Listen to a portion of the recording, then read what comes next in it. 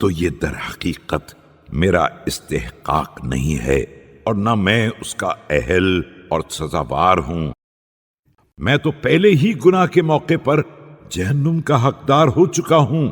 اب اگر تو عذاب بھی کرے گا تو تو ظالم نہیں ہوگا۔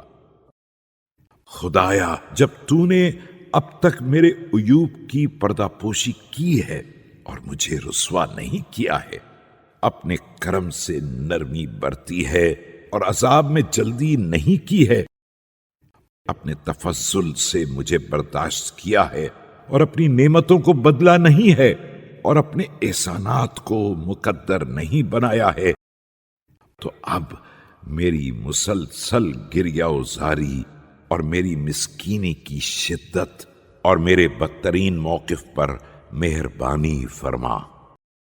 خدایا، محمد و آل محمد پر رحمت نازل فرما اور مجھے نافرمانی سے بچا لے، اطاعت میں لگا دے اور بہترین واپسی کی توفیق عنایت فرما۔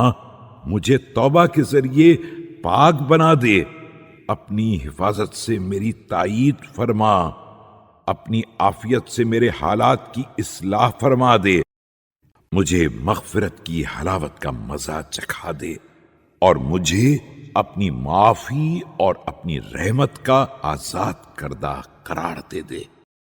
میرے لیے اپنی ناراضی سے امان لکھ دے اور مجھے اس کی بشارت آخرت سے پہلے دنیا ہی میں دے دے، وہ بشارت جسے میں پہچان لوں اور اس کی ایسی نشانی بتا دے جسے کسی شبے کے بغیر دریافت کر لوں۔